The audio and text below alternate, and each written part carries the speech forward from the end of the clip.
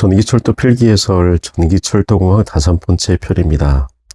처음으로 이제 인사를 드리는데요. 저는 유튜브 채널 ER랩을 운영하고 있는 마석 차단 장비 1호입니다. 자, 오늘 강의 시작하도록 하겠습니다. 조금 이제 여유로워져서 겨우 이제 요 정도 인사를 드리는 것 같습니다. 시간 될 때마다 인사를 드리도록 하겠습니다. 자, 오늘 첫 번째 문제는 전차선의 편의 결정 시 고려사항이 아닌 것은 묻고 있는데요. 지난번 강의에서 비슷한 문제가 나왔던 걸로 기억하고 있습니다.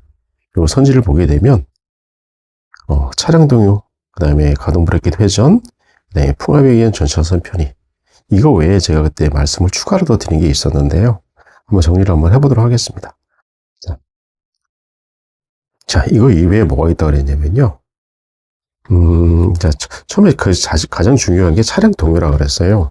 그리고 제가 그림을 보면서 설명을 드리겠지만요. 이거 이외의 거에 뭐가 있냐면, 곡선로,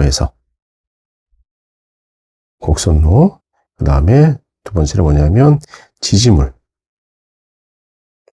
총 포함해서 이 5가지가 있다고 말씀드렸어요.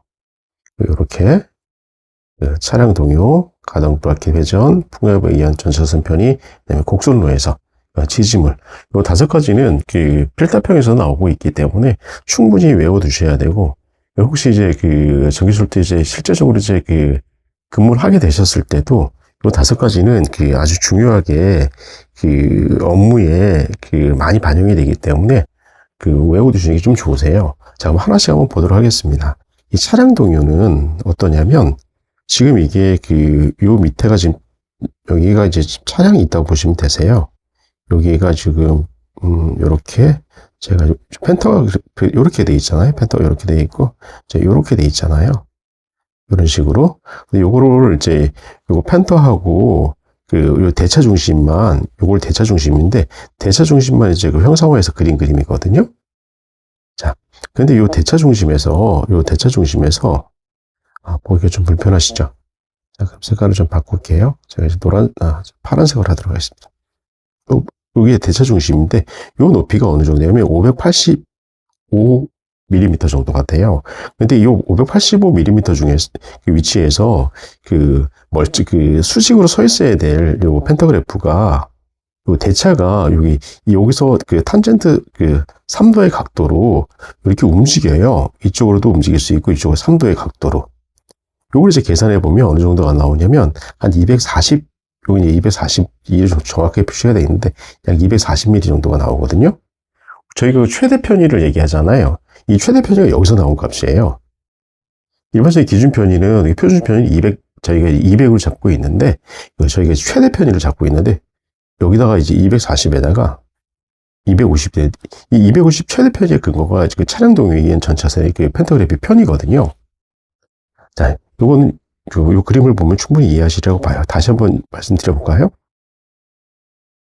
이 부분. 여기, 요 부분이 대차 높이거든요. 요 대차 높이에서, 이 대차 높이, 이 기준점에서부터 요 수직으로 있어야 될 이 펜타그래프가 이쪽으로 탄젠트 3도의 각도로, 이쪽 3도의 각도로 움직이면서 어느 정도의 편의를 발생시키냐면 약 240mm의 편의를 발생시켜요. 그래서 여기서 240mm 편의가 최대 편의의 근거가 되는 거예요. 최대 편의 250. 최대 편의 250은 차량 동요에 의해서 결정되었다라고 보시면 되시고요. 그 다음에 이 편의 같은 경우에 어디서 생기냐면, 이제 가동 브래켓 같은 경우는 제가 이제 회전한다고 말씀드렸죠. 어떻게? 전차선은 이제 이것도 금속재다 보니까 기온 변화, 온도 변화에 따라서 신축을 하게 되거든요. 표준 온도에서 1도씨 상승할 때마다, 저희는 이제 표준 온도를 10도씨를 잡고 있는데, 여기서 이제 1도씨 상승하는 줄어들 때마다 어떤 정도의 값이 변하냐면 1.7 곱하기 10의 마이너스 5승. 다른 말로 나오게 되면 1.5mm, 100m당 1.5mm의 값이 변하게 되거든요. 근데 지금 이거 보게 되면 굉장히 작은 값이잖아요. 그런데 이게 온도가 10배가 올라갔다고 하고, 만약에 그 다음에 표준 장력거리가 500m 이상이 되면 이게 5배가 올라가잖아요. 이 값 자체가 굉장히 큰 값이 돼요, 실제적으로. 그러다 보니까 이 값을 흡수를 해야 되고, 그러면 이제 이렇게 물고 있던 팬터그래퍼 실제적으로 이렇게요. 예, 가동 브라켓을 이렇게 물고 있던 이렇게 물고 이렇게 있던 전차선이 이렇게 이게 회전을 이렇게 하게 되잖아요. 이렇게 보기가 좀 불편하신가요? 빨간색을 한번 해보겠습니다. 자, 이렇게 물고 있던 이런 방식으로 이렇게 회전을 하게 되면 전차선의 움직임 자체가 이렇게 바뀌는 거예요. 이렇게 있던 전차선이 이쪽으로 이렇게 움직인 거예요. 이렇게. 그럼 신축량이 얼마가 됐냐면 결국 신축량이 이만큼 된 거예요. 이만큼 늘어난 거죠. 이만큼 누가 흡수를 해야 되냐면 이쪽에 있는 장력 장치가 흡수를 해야 되는 거죠. 장력 장치가 이렇게 이제 가동 브레이크 회전에 의한 전차선 편의가 이렇게 해서 발생이 되는 거예요. 이 부분이 지금 실제적으로 여기서 편의가 어떤 값이냐면 이 편의가 이거예요. 이만큼 변한 값. 늘어난 값은 이거지만은 이건 이렇게 늘어난 거잖아요. 델타 L이라고 하면 이거 델타 D. 편의 변화량. 요거죠. 자, 그 다음에 풍압에 의한 전차선의 편의도 요거 이제 쉽게 이해할 수 있으세요. 제가 이렇게 이런 걸 좀 자주 그리잖아요. 이렇게 전주 이렇게 그리는데 가선은 이런 식으로 돼 있죠. 이런 식으로 이렇게 돼 있어서 이 상호간에는 지지물 상호간에는 이게 상호 지선의 역할을 하기 때문에 이쪽으로 편의는 큰 문제가 없어요. 선로 수평 방향으로는. 근데 만약 이렇게 직각 방향으로 이렇게 바람이 이렇게 분다고 한번 보세요. 이렇게 방향으로 이렇게 맞는다. 이건 이제 맞는 방향이잖아요. 이렇게 맞는다고 이렇게 꽂히는 방향, 여기서 이렇게 꽂히는 방향으로 본다고 하게 되면 이건 전차선이 움직이거든요. 풍압에 의해서 선로 방향 쪽으로는 문제가 없는데 수직 방향으로는 이 전차선이 날 수가 있어요. 그래서 이것 때문에 이제 전차선의 편의의 변화가 생기거든요. 이것도 이제 조심을 해야 되는, 이것도 고려를 해야 되는, 굉장히 중요한 게 되고요. 그 다음에 이제 곡선로에서 다음 편의 계산하는 거에서 나올 텐데, 이 곡선로에서 편의를 잡는 게 좀 굉장히 중요하죠. 곡선로에서 편의는 곡선 반경의 길이에 따라서 달라지거든요. 그거 제가 지난번에 말씀드린 적이 있는데요. 나올 때마다 추가 설명을 다시 드리도록 할게요. 그래서 곡선로가 굉장히 중요한 부분이죠. 이 곡선로. 그 다음에 지지물. 지지물은 전주를 얘기하는 거거든요. 전봇대를, 전철줄을 얘기하는 건데, 금방 이렇게 그린 것처럼 두 개만 다시 더 그려볼게요. 이렇게. 이것도 정상적으로 이거 같은 경우에는 수평 분포화중이라고 제가 한번 구조물에서 말씀을 드리잖아요. 분포화중이 이렇게 실제적으로 이거는 전철주는 이제 받는 수평화중을 수평 분포화중 이렇게 말씀을 제가 드렸었잖아요. 이런 수평 분포화중이 집중화중으로 바뀌게 되면 이 가운데 여기서 표시할까? 이 부분 또 이 부분 이렇게 집중이 돼요. 그래서 이게 휨까지도 처음 시공할 때는 똑바로 서 있다고 하더라도 수직으로 이렇게 서 있다고 하더라도 시간이 경과하거나 이 변형이 생기게 되면 약간의 오차, 큰 오차를 두지는 않아요. 큰 오차는 두지 않고 이것도 지지물이 휜다는 것까지 고려를 해가지고 전차선의 편의를 결정을 하게 되는 거죠. 그럼 이 5가지 무조건 외워야 되는 거예요. 어떻게 외워야 되냐면 이건 전부 다 이제 방법을 연구를 하셔가지고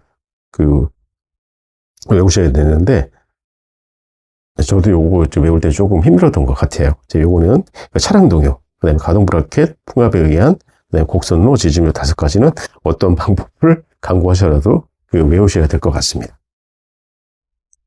자, 다음 문제 보도록 하겠습니다. 자, 27번 문제인데요. 에어 섹션의 평행 부분에서 전차선 상호간의 이격거리로 맞는 것은 구하는 것인데 조건이 있어요. 굉장히 어려운 조건이 들어가 있는데 속도 등급 300km급 이상이라고 이렇게 나와 있어요. 그럼 결국은 일반 선로가 아니라 고속철도라는 거잖아요. 고속철로는 200km급 이상을 얘기를 하는 거거든요. 고속철도를 얘기하는 건데 이건 아주 쉽게 볼 수 없는 거거든요. 고속도로에 근무하시는 분 이외에는 보기 힘들죠. 저도 사실 보지는 못했습니다. 늘상 보는 건 에어 섹션하고 에어 조인트 종류긴 한데, 근데 보게 되면 저희 규정에 이런 게 있어요. 뭐라고 있냐면 에어 섹션에 그 전천 상호간의 간격을 두 가지로 두는 경우가 있거든요.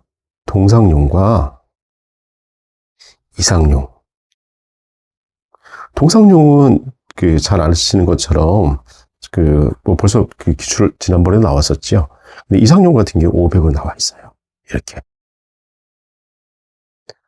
지금 제가 이제 그림을 하나 갖다 놓은 것은 이제 이중 에어 섹션 방식이라는 어디 쓰이는 거냐면 고속철도 구간에 그 절연 구분 장치라고 있어요. 절연 구분 장치라고 있는데 여기에 사용되는 그걸 이제 그림을 이제 제가 요거 이제 파워포인트를 그린 건데요. 요거는 순수 그냥 그 에어 섹션만 있는 게 아니고요. 요거는 그 에어 섹션을 두 개를 갖다 붙여놨어요. 두 개를 갖다 붙여놔서 지금 이제 그림을 제가 이렇게 표시를 하나 했는데 이쪽 부분은 M상이죠. 이쪽은 이제 T상이라고 그러는데 저희 같은 경우에는 단상으로 이제 전기차를 사용을 하잖아요. 이제 요렇게 지금 무슨 말씀이냐면 요렇게 자, 여기 AT고 이제 고속철도도 마찬가지, 일반선도 마찬가지죠. 이렇게 해서 여기 레일이라고 하게 되면은 여기가 제가 급전선이라고 그랬고, 여기 이제 FPW. 이거는 저희 다 똑같습니다. 이제 PW 방식은 거의 1%더 쓰는 데는 없는 걸로 제가 알고 있고요. 여기 이렇게 비전은 봉시 FPW고요. 그 다음, 여기 이렇게 이제 레일이잖아요. 여기에 전기차가 이렇게 들어가잖아요. 요 전압이 얼마냐면 25kV죠. 단상 25kV예요. 그래서 M상도 단상이고 T상도 단상인 거예요. 그러면 이쪽 보게 되면 이 공간이 서로 간에 M상은 이쪽으로 전원을 이렇게 공급하고 있고 T상을 이렇게 공급을 하고 있죠. 그러면 요까지가 T상이 공급하는 부분이고요. 요까지가 M상이 공급하는 부분이잖아요. 그죠? 그러면 M상과 T상 같은 경우에는 M상과 T상 90도의 위상차가 있어요. T상은. 그러면 이 두 상이 만약에 근접하게 된다고 하면 상간 단락이 생기는 거죠. 그래서 M과 T상의 단락에서도 고정전류가 발생했을 때 얼마냐인 이 문제가 또 나오게 돼 기출로서 지금 계속 출제가 되고 있잖아요. 요것 때문에 M상과 T상은 90도 위상차가 있기 때문에 둘이 가까이 둘 수는 있어도 붙일 수는 없는 거죠. 그래서 에어 섹션을 두 개를 만들어 가지고 지금 이제 기본적인 에어 섹션이 이런 거잖아요. 자, 그림을 요 정리 다시 한번 해볼게요. 자, 기본적인 에어 섹션 여기서 하나만 그려본다면 요렇게 그릴 수 있죠. 요렇게 하나, 자, 요렇게 하나, 그래서 제가 그림을 이렇게 습관적으로 요렇게 그려보시면 좋겠다고 말씀을 드린 것 같아서 후배들한테 얘기했던 것 같기도 하지만은 자, 요렇게 그러면 제가 여기가 이제 이경관이라고 그랬잖아요. 이경관 에어 섹션, 그죠? 그럼 이경관 에어 섹션 여기도 하나 있고 또 여기 제가 이제 다시 씌워볼게요. 그러면은 요 부분에도 다른 걸 그려볼까요? 파란색으로. 자, 이렇게 여기 이제 동일하게 같이 쓰는 거죠. 같이 쓰는 거고 그 다음에 이렇게 나가게 되잖아요. 여기 두 개가 이렇게 붙어 있는 거예요. 이렇게 여기 두 개가 붙어 있어서 두 개가 붙어 있는데 이걸 다시 보면 그렇게 잘 보게 되면은요, 이 부분 지금 이 부분에는 가압된 부분이 아니에요. 여기 이제 무가압 부분이에요. 왜냐하면 이쪽 부분에서 갖고 왔지만 전원이 있는 부분이거나 이쪽도 마찬가지로 전원이 있는 부분에서 가져온 게 아니거든요. 전원은 그래서 결국 여기까지만 들어온다고 아까 제가 말씀드렸죠. 이렇게까지만 들어오고 이렇게까지만 들어와요. 그러면 여기서부터는 이부터는 여기는 이제 중성 구간, 전압이 없는 구간이에요. 47m짜리. 그래서 제가 에어 섹션을 얘기하는데 왜 이렇게 길게 정확하게 말씀을 드리냐면 여기서 구간에 전차선 사고간 간격이 여기서 500이 나오기 때문에 그런 거죠. 이 부분에서 여기서 전차선 사고간 간격이 500인 거예요. 마찬가지로 여기도요. 500. 근데 일반적인 에어 섹션 같은 경우에는 위에다 제가 그림을 다시 한번 그려보면은 요렇게잖아요. 이렇게. 그래서 이렇게요. 요거 자주 그려보시면 그 현업에 그 발을 디뎌셨을 때도 굉장히 유용하게 쓰실 수 있거든요. 이제 애자가 여기 있다 그랬죠. 제가 이 부분에 애자가 이렇게 달려 있어요. 여기 애자가 그다음에 마찬가지로 이렇게. 그렇죠. 요때의 간격이 제가 뭐라고 말씀드렸냐면 전차선하고 간격이 300이라고 말씀드렸어요. 이 부분에서 요거는 일반선에 있는 그냥 일반선의 에어 섹션이고요. 에어 섹션이고 이거는 그 고속철도에 사용되는 이중 에어 섹션에 위치인 거죠. 500. 여기는 가운데가 300인 거예요. 그래서 27번의 답은 이렇게 되겠죠. 자, 어렵지는 않은데, 조금 그 이중 에어 섹션이라는 말이 조금 그 생소하잖아요. 그리고 이중 에어 섹션은 무조건 그 동상이 아니고요. 여기 이제 M상과 T상을 연결하는 그 절연 구분 장치에 들어가는 그 장치를 생각을 하시면 되시는 거예요. 자, 충분히 이해하셨다고 생각되고요. 자, 28문제 교류급전 방식의 특징이 아닌 것은 고르는 것인데, 이거는 제가 설명을 따로 드리지 않을 정도로 굉장히 쉬운 문제죠. 뭐 답을 주겠다는 건데, 여기서 일단 답은 3번이 되잖아요. 그쵸? 3번. 대용량 중장거리 수송이 유리하죠. 그다음에 에너지 이용률도 높고, 심야부하를 쓰는 아주 우수 고객이잖아요. 한전에서 봤을 때는. 그 다음에 사고 시 선택 차단도 굉장히 용이해요. 이게 무슨 말이냐면, 요 사고 시 선택 차단, 요거는 무슨 얘기냐면 이런 거예요. 교류급전 같은 경우에, 교류급전 같은 경우에는 전압은 높잖아요. 그 다음에 부하 전류는 실제적으로 높긴 한데 지금 좀 작은 편이죠. 근데 직류는 어떻죠? 직류급전 계통 같은 경우는 전압은 낮고 부하 전류는 크죠.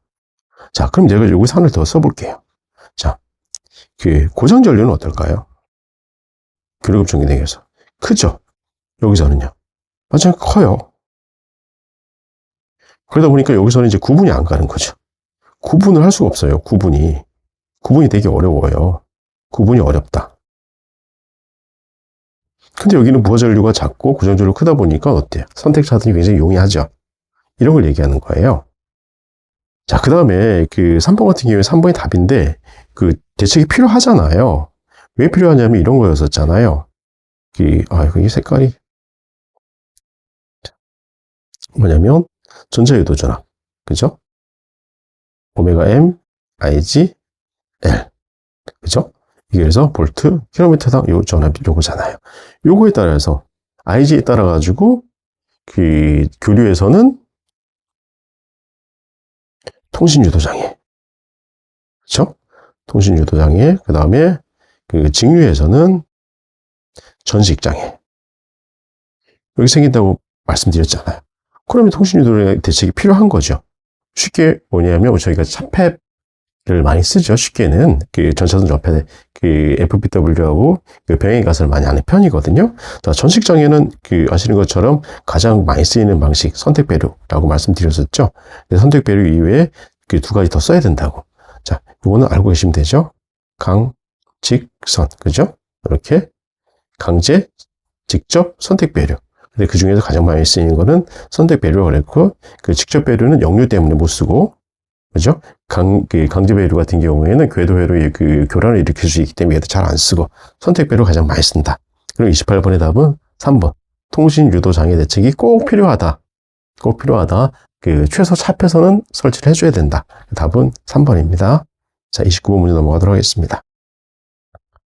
자, 29번 주 전동기의 단자 전압이 1200V, 전류가 300A인 경우 전기차의 출력을 묻고 있는데요. 이거 같은 경우에도 이거는 28번보다 더 쉬운 문제죠. 굉장히 쉬워서 이거 같은 경우는 이렇게 그냥 바로 정리하면 될 것 같습니다.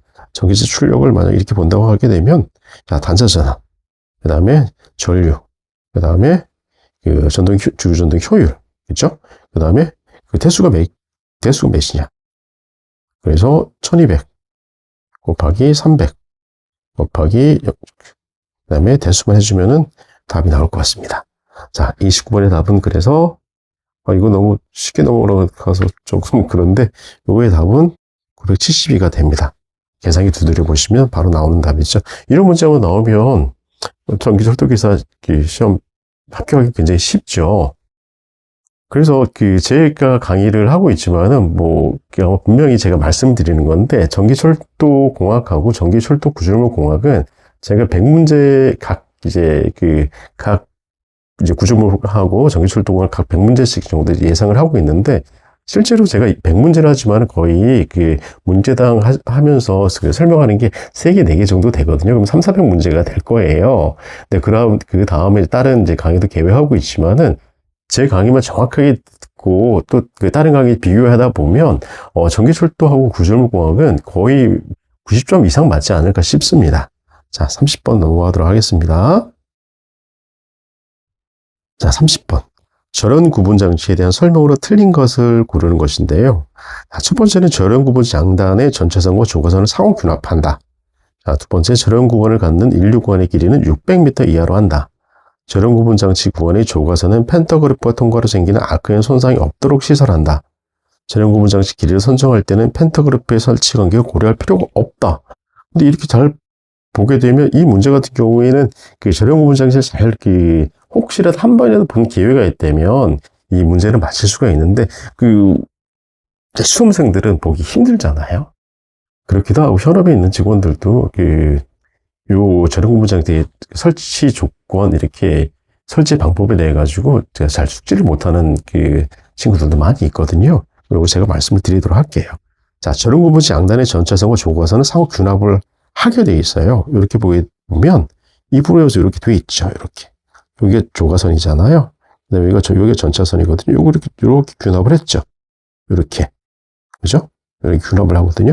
이 균합이라는 얘기를 혹시 제가 말씀을 드렸는지 모르겠지만 이 균합이라는 얘기는요. 균합이라는 얘기는 등전이 한다고 생각하시면 돼요. 전이를 똑같게 한다. 전이차를 없앤다고 생각하시면 돼요. 왜 전이차를 없애냐면 지금 여기 보게 되면 이 위가 조가선이 여기가 전차선이잖아요. 이건 어떻게 보게 되면 서로 이렇게 드로퍼나 이런 것들로 연결은 되어 있지만은 분명히 다른 선들이에요. 드로퍼 같은 경우는 완전히 균합형 드로퍼를 쓰는 게 아니기 때문에 전차선하고 조가선하고 혹시 이게 그렇게 될 리는 없지만은 전이차가 분명히 존재를 하거든요. 근데 이 작은 전이차까지 작게 존재하는 전이차를 완전히 없애기 위해서 이제 균합선을 이렇게 두는 거예요. 이 균합선을 이렇게 두는 거예요. 이렇게. 이게 무슨 개념이냐면 위에서부터 시작했기 때문에 전차선은 이렇게 해서 이렇게 돼 있어요. 그래서 MT 균합선을 두게 돼 있어요. MT 균합선을 그 다음에 뒤쪽에 다시 TMT를 두는 것도 있어요. 이렇게 TMT를 두는 것도 있고요. 그러니까 균합선을 무조건 균합선의 종류를 생각하지 마시고요. 무조건 절연 구분 양단에 이쪽에 하나. 자, 이쪽에 하나. 제가 그림이 잘렸는데, 이쪽에 하나. 그래서 양단의 전차선과 조가선은 상호 균합하게 되어 있습니다. 자, 그 다음에 이 절연 구간을 갖는 인류 구간의 길이는, 인류 구간의 길이라는 거는, 인류라는 말 잡아당긴다는 말이잖아요. 잡아당긴다는 그 구간에다 길이는 600m 이하로 하게 되어 있어요. 좀 짧게. 장력장치 같은 경우에 기본적으로 자동 장력 조정 장치도 인류 장치의 하나이거든요. 이거를 만약에 집합관계로 둔다고 하면 자동 장력 조정 장치는 인류 장치에 포함이 되는 거예요. 근데 자동 장력 조정 장치 인류를 할 때는 기본적으로 편단 1단 인류 할 때가 있고 양단 인류가 할 때가 있는데 활차식이나 스프링식 같은 경우에는 최대 800m까지 인류를 할 수가 있어요. 그러면 이제 양단 인류 양장력을 하게 된다면 1600m까지 인류를 할 수가 있는 거거든요. 그런데 이 절연 구간을 갖는 이 절연 구간 다른 말로 이 절연 구간은 NS라고 하거든요. NS는 뉴트럴 섹션이라고 해요. 뉴트럴 섹션이거든요. 아까 거기처럼 이중 에어 섹션처럼 47m 무가 부분이 있는 거죠. 이 부분은 이 부분은 지금 여기에 그 FRP 절연물이 들어가서 FRP 절연물 2m짜리 그 11개가 들어가거든요. 22m 구간에 그 가압이 되지를 않아요. 이쪽에는. 그래서 이거는 변전소 앞에만 시설이 되는 거예요. 그다음에 이 구간 같은 경우에 이게 굉장히 좀 무겁죠. 이게 전차선보다 굉장히 이제 중량이 무겁기 때문에 이거를 만약에 인류를 길게 한다고 하게 되면 이 부분이 처짐이 생기거든요. 그래서 가급적이면은 짧게 600m 이하로 좀 더 짧게 하면 좋아요. 근데 답은 600m 이하로 되어 있기 때문에 600m 이하로 외워두시면 좋으세요. 그 다음에 만약에 지금 제가 이렇게 한번 그려볼게요. 어떻게 했냐면, 자, 요렇게 이제 한쪽은 이렇게 장력을 달 거예요. 잠깐 그림이. 제가 한 장 페이지 전환 안 하려다 보니까 조금 이런 문제가 생기는데, 자, 요렇게, 이렇게 하고, 한쪽 부분은 요렇게, 일류를 이렇게 할 건데요. 자, 이렇게 해서 이렇게 일류를 할 건데, 그러면 이 부분도 어디 쪽으로 많이 하게 되냐면, 중간에 설치를 해도 되지만은, 가급적이면은 이쪽에, 인류 쪽으로 두는 거를 이렇게 하고 있어요. 왜냐하면 요것 때문에 이 이동이 더 많아지면 안 되기 때문에 가급적이면은 이 중심부에서 이쪽으로 이동하는 쪽으로. 인류 쪽 가까이에 두게 되면은 전차선의 신축에 대해서 절연구분 장치가 이동을 하지 않잖아요. 그래서 가급적이면 인류 가까이에 두게 되고 이 거리 자체가 얼마냐? 여기서 여기까지 거리 자체가 얼마냐? 600m 이하로 해야 된다. 여기까지가. 자, 요것만 외워두시면 되세요. 자, 그럼 제가 조금 잠깐 지우도록 하겠습니다. 자. 그리고 하여간 절연구분 장치는 제가 여기 다시 한번 여기서 적어 드릴게요. 절연구분 장치 같은 경우, NS 같은 경우에는요, 한국철도공사 같은 경우에는 FRP형이 있고요. 그 다음에 NS25라는 게 새로 이제 들어왔고요. 그 다음에 고속철도에 쓰는 이중 에어 섹션. 요렇게 있어요. FRP 같은 경우에는 교류 구간에는 22m가 표준이고요. 그 다음에 교류에서 직류로 가는 데가 있어요. 교류에서 직류로 가는데, 거기 같은 경우에는 22m짜리 FRP가, 이렇게 21m짜리 FRP가 하나 들어가고요. 그 다음에 여기 전차선 이렇게 또 한 방 22m 들어가고요. 다시 이렇게 해서 22, 이건 전차선이에요. 전차선. 그 다음에 여기 같은 경우, 죄송합니다. 요거 제가 굉장히 자꾸만, 글보다 말이 좀 앞서다 보니까 제가 실수를 조금 하고 있는데, 이게 인터넷 강의가 좀 어려운 것 같아요. 현장 강의보다, 앞에서 이렇게 설명할 때 좀 더 쉬운 것 같은데, 좀 틀려도 다시 수정하기도 쉽고, 이거 수정하기도 굉장히 어려워가지고 굉장히 조심스럽더라고요. 이 부분이 구분 장치예요. FRP, 그 다음에 이 부분이 전차선이에요. 여기도 22m예요. 요건 어디 구간에 쓰냐면 교류하고 직류로 바뀌는 구간, 직류에서 교류로 바뀌는 구간에 66m짜리 FRP 66m짜리를 쓰고 있어요. 이렇게 절연구분 장치 이렇게 FRP 22m짜리, FRP 66m짜리, 그 다음에 NS25 이중 에어 섹션 이런 방식으로 쓰이고 있습니다. 저희 회사에서는. 자, 그 다음에 얘를 한번 보도록 하겠습니다. 세 번째, 절연구분 장치 구간의 조가선은 팬터그래프가 통과로 생기는 아크에 손상이 없도록 시설하는데, 자, 이렇게 시설하는 이유는 뭐냐면요. 요게 아크가 굉장히 좀 심해요. 아크가 지금 이거 같은 경우는 실험식이라고 알고 있고, 이게 어떤 계산에 의해서 정확하게 나오는 건 아니고, 그냥 실험식으로 아주 오래전부터 내려온 걸 알고 있는데, 3mm? 1kVA당 3mm 정도의 아크가 생긴다고 이렇게 나와 있거든요. 그럼 만약에 이게 전동차 용량이 이제 이걸 300km까지 커졌다. 그러면 300배가 커지잖아요. 이게 300배. 300배가 커지면 얼마죠? 3 곱하기 300이면 한 900mm 정도 되잖아요. 900mm. 그러면은 이것도 한 0.9m 정도 되잖아요. 이 정도의 아크 길이가 생긴다는 거거든요. 근데 전동차 제가 이거 지금 일반 전동차 같은 경우에는 300km짜리가 양쪽으로 달려가지고 이게 보통 전동차가 한 4000km 정도 되는 것 같아요. 4000kV 출력이 이 정도 되는 걸 알고 있는데, 만약에 이거보다 월등히 크잖아요. 이것 때문에 아크가 굉장히 많이 심하게 발생이 되거든요.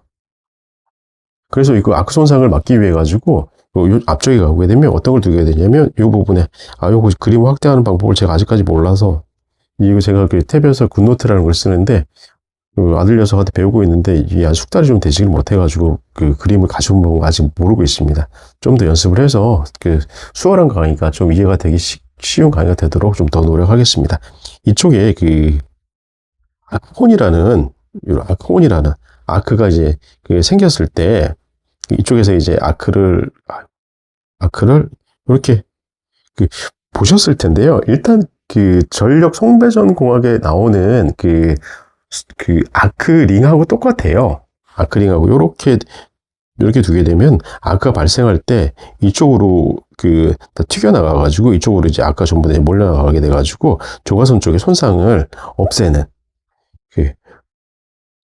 아크링이라고 그러죠. 이건 초호환이라고 하고, 뭐, 아크슈트 뭐 이런 개념이라고 생각하셔도 되는데, 아크 손상이 없도록 요런 걸 시설을 하고 있죠. 그러면 요 답은 결과적으로 이제 4번이라는 얘기가 되잖아요. 굉장히 중요한 얘기인데요. 이 저렴구분장치 길이를 설정할 때는 그 펜터그래프의 설치 간격을 굉장히 고려를 해야 돼요. 무조건 원칙이 뭐냐면 아크 길이. 제일 첫 번째는 이제 아크 길이요. 아크 길이 굉장히 큽니다. 금방 제가 말씀드린 것처럼 3mm 정도 돼요. kVA당. 이거 계산해 보시면 되고요. 그 다음에 두 번째는 펜터그래프 간격이에요. 펜터그래프 간격. 보통 한 13m 정도 되거든요. 13m 정도 되거든요. FRP 간격이 제가 아까 22m라고 말씀드렸었잖아요. FRP 22m. 이 22m가 여기에서 나온 거예요. 지금 요 13m에다가 그럼 아크 길이가 실제적으로 어느 정도 되냐면 이 정도 된다는 얘기거든요. 22m 그러면은 9m 정도 된다는 거잖아요. 9m. 아크 길이가 이 정도 되는 거예요. 정확한 값은 아니에요. 요거 자체가 아크 길이 요게 아크 신도로 계산하는 게 있는데 요거 자체가 실험식이다 보니까 정확한 건 아닌데 이게 교류 전동차 25K 교류 전동차 구간에서 아크가 생기는 아크 이 길이가 8m에서 9m 정도가 나오는 거예요. 그래서 이 펜터그래프 간격까지 포함해가지고 22m가 되는 거예요. 물론 2m 정도는 여유고 이 아크 길이 9m 정도까지는 되지 않지만은 제가 여유분까지 포함해가지고 그냥 바로 다이렉트 22m라고 그랬는데 요건 이제 중요한 건 제가 요거 때문에 그런 거잖아요. 펜터그래프 간격 13m 때문에 무조건 포함된다. 설치 간격할 때 펜타그래프 간격이 굉장히 중요하고 이 간격이 잘못되게 되면 펜타그래프가 펜오버라는 게 있는데 펜타그래프 오버 또는 섹션 오버라고 하는데 이것 때문에 이게 가압 구간과 무가압 구간이 펜타그래프 섹션 오버에 의해 가지고 가압이 돼버리는 그런 상황이 될 수가 있기 때문에 이 펜타그래프 간격 굉장히 중요한 거예요. 자, 이해되셨으리라고 보고요. 다음 문제 넘어가도록 하겠습니다. 자, 31번. 커트너리 방식의 경우 가선기의 최고 설계 속도는 펜타그래프에 의해 발생하는 가공 전차선 동요 임펄스 파동 전파 속도의 몇 % 이하가 되도록 하는가. 자, 이거는 제가 너무 말씀 많이 드렸었죠. 이거는 뭐, 볼 것도 없이, 제가 빨간 걸 하겠습니다. 그쵸? 열차 속도가 만약에 열차 속도 V라고 했었을 때, 파동 전파속 C라고 했었을 때, 제가 0.7이라는 거는 누누이 말씀을 드렸던 것 같아요. 이것만이 중요한 게 아니고 제가 근데 이게 중요하다고 계속 또 말씀을 드렸었잖아요. 요 세 가지는 무조건 외우고 쓸 줄을 알아야 된다고 말씀드렸어요. 자, 왜 열차 속도가 펜타그래프 속도보다 작은 경우 이때만 파동 전파 속도를 열차의 펜타그래프가 추종을 할 수가 있어요. 따라갈 수가 있어요. 그러다 보니 앞상령이 일정하게 상하 변이가 일정해지는 거죠. 그렇게 되지 않는다고 하면은 어떤 경우가 생기냐면 만약에 요건 무조건 그쵸. 요 부분은 펜타그래프 앞상량이 상하 변이 기준치 이내에 있어서 집전이 안정적인 집전이 되는 거죠. 안정적 집전. 그렇죠? 이게 굉장히 중요하죠. 앞상량이 상하 변이 기준치 이내이기 때문에 안정적 집전이 되는 거예요. 자, 그럼 이 두 가지 2번하고 3번은 무조건 있어서는 안 되는 거잖아요. 이렇게 하려고 하면은 파동 전파 속도를 크게 해야 돼요. 장력을 크게 하든지 전차선이 다른 질량을 작게 하든지. 자, 그러면 자, 요 부분이요. 요거 같을 때 이때는 전차선 높이 변화에 따라 팬터그래프 추정이 어려워요. 따라는 가려고 하는데 따라가다 보니까 따라가려고 하다 보니까 이게 안 맞는 거죠. 파동 전파 속도를 펜타그래프가 붙었다 떨어졌다 붙었다 하다 보니까 집전이 왔다 갔다 하는 거예요. 됐다 안 됐다. 그래서 이선이 생기는 거죠. 안 좋은 거죠. 근데 이것보다 더 안 좋은 게 뭐냐면 열차 속도가 파동 전파 속도가 큰 거죠. 이때는 분명히 커티너리 시스템 같은 경우에는 파동 전파 속도를 만들어서 전차 속도가 거기에 추정해서 속도를 향상시키기 위해서 카티너리 시스템을 하는 건데, 이렇게 된다는 거는 우리가 지하 구간에 쓰고 있는 티바나 알바와 같은 방식을 그대로 그게 돼버리는 거잖아요. 강체하고 똑같은. 강체 같은 경우에는 티바나 알바 같은 경우에 파동 전파 속도가 있나요? 없잖아요. 그쵸? 없다 보니까 펜타그래프는 계속 티바나 알바를 부딪히면서 가게 되는 거죠. 부딪히면서 갈 수 없기 때문에 속도를 낮춰서 가는 건데, 최대 속도가 보통 80에서 90km잖아요. 그래서 펜타그래프의 접종이 비정상이 되고, 판타그래프도 파손이 잘 되고, 전차선도 파손이 되는 그런 이제 아주 안 좋은 결과가 초래가 되는 거죠. 자, 이번 문제들은 좀 굉장히 쉬운 문제들이 좀 많이 나오네요. 자, 32번 문제로 넘어가도록 하겠습니다. 자, 이 부분인데요. 32번 경관 중앙에서 아까 나왔었잖아요. 첫 번째에서 전차선의 편의 결정 시 고려할 사항이 아닌 것은 거기서 나왔던 건데, 자, 경관 중앙에서 전차선 편의 값을 구하는 계산식인데요. 경관 중앙에서 전차선 편의 값을 구하는 계산식. 제가 이제 그림을 두 개를 갖고 왔어요. 곡선 구간의 편의하고 직선 구간의 편의. 이 그림은 제가 존경하는 양병남 선생님이 계신데, 그분이 쓴 책에서 제가 떠온 그림 두 가지인데요. 이거를 이제 비교를 말씀드리겠습니다. 경관 중간에서 경관 중앙이라는 건 지지점하고 지지점하고 이 중앙이 되는 그쵸? 요 부분 중앙이잖아요. 여기도 마찬가지로 지지점하고 지지점, 여기가 지지점이고 여기 2분의 1점, 여기 같은 점이잖아요. 그쵸? 그런데 지지점에서 보게 되면 경관 중앙에서 편의가 제로예요. 경관 중앙 이거 보시면 이 부분이 궤도 중심이잖아요. 이 부분이 궤도 중심이고, 편의는 이렇게 지그재그 편의를 둔다고 제가 말씀드렸잖아요. 톱니 같은 지그재그 편의. 알바레티버에서는 사인파 형태의 편의가 두게 되는 거고, 자, 편의라는 것은 궤도 중심에서 전차선이 벗어난 거리라고 그랬어요. 이 궤도 중심에서 전차선이 벗어나 있잖아요. 이 거리가 제가 편의라고 말씀드렸었죠. 그런데 직선 구간에서 경관 중앙에서는 편의가 제로죠. 근데 곡선 구간에서는 달라져요. 그래서 이 곡선 구간에서 유지보수도 마찬가지고, 처음 시공했을 때 이 부분을 시공하시는 분들이 잘 맞춰 놓으셔야 되거든요. 근데 이 부분에 대해서 이렇게 그게 뭐라 그래야 될까요? 요 개념 자체가 조금 흔들리시기 때문에 지지점에서만 맞춰 놓고 경관 이제 경관 중심에서는 지지점에서 그냥 의존해서 그 값을 그대로 두는 경우가 좀 많이 있죠. 자, 그래서 이거를 이제 구하는 문제인데, 자, 이 부분이죠. 여기서 이렇게 지지점을 두 가지가 있고, 이 부분에서 경관 중심, 경관 중앙 같은 쯤에서 여기서 요 편의가 얼마큼 나올까 하는 거예요. 이거는 지지점이 이 부분이 궤도 중심이거든. 요 부분이 궤도 중심이거든요. 요 부분이. 그 다음에 요 부분이 궤도 중심이고, 요게 전차선이잖아요. 전차선인데, 지지점에서는 요게 지지점이잖아요. 지지점에서는 어떤 형태냐면, 궤도 중심에서부터 지지점이 바깥으로 나가 있죠. 이렇게 바깥으로 이렇게 나가 있죠. 요게 궤도 중심이라고 그랬잖아요. 요게 바깥쪽으로 나가 있잖아요. 전차선이 나가 있는데, 경관 중앙에서는 요게 궤도 중심이고, 요게 전차선이다 보니까 요 안쪽으로 들어와 있잖아요. 그렇죠? 요 값을 구하는 거예요. 항상 거의 곡선에서 아주 작은 곡선, 200m 이하나 아주 1600 이상의 곡선 같은 경우에는 이게 안쪽으로 들어올 수는 있는데요. 대부분의 곡선에서는, 저희들이 관리하는 곡선에서는 궤도 중심에서 안쪽으로 이렇게 전차선이 형성이 돼 있어요. 이거는 기하학적으로 이거는 저희도 손을 댈 수도 없는 거고, 저절로 그래요. 이제 시설을 하게 되면. 그러다 보니 제가 말씀드린 것처럼 이 간격 자체를 지점 간격에서 여기서 위치 자체를 조금씩 조정을 하면서 이 간격을 이제 150, 여기 이제 간격이 표준이 150이거든요. 이 150 유지대로 맞춰줘야 되는데, 요거를 시공할 때 지금 많이 놓치는 경우가 많죠. 안타깝지만. 자, 요거를 계산하는 문제인데, 요거는 이제 두 가지가 있어요. 총 세 가지. 총 세 가지가 있는데, 이거 같은 경우에 지금 편집값을 알고 있는 경우에, 이렇게, 이 부분을 알고 있다 그랬어요. 어떻게 여기가, 제가 이것도 쓸게요. 이 부분을, 색깔이, 파란색을 쓰도록 하겠습니다. UN1, 여기가 UN2. 여기가 이제 UN이죠. UN. 요 값을 구하는 건데, 지금 이 값들을 알고 있는 거예요.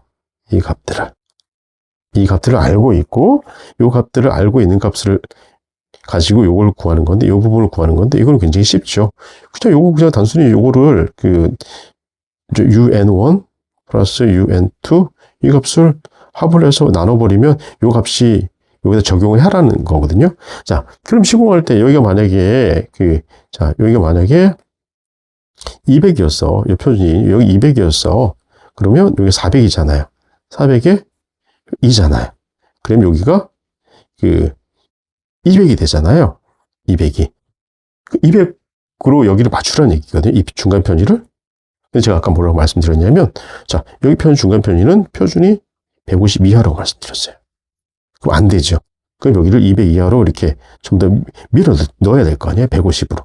그럼 300이면 겨우 2로 하게 되면 여기가 150이 되잖아요. 그렇죠? 150이. 자, 이런 식으로 조정을 해줘야 된다는 거예요. 근데 여기까지는 잘 모르셔도 되지만은, 원리가 이렇게 되는 거라, 원리가 이렇게 되는 거다라고는 알고 계시면 굉장히 나중에 이런 곡선에 가가지고 보셨을 때, 이게 옳고 그르다는 거를 충분히 아실 수 있을 거라고 보거든요. 자, 이 부분입니다. 이 부분을 보는 게 중간 편인데, 곡선로에서만 중간 편의가 생기고요. 직선로에서는 중간 편의가 생기질 않습니다. 여기서만 생기고요. 생기지 않아요. 자, 요거 굉장히 중요하게 생각을 하셔야 되고요. 그 다음에, 이제, 요런 거를 아예 처음부터 이제 모를 때 계산식이 있는데요.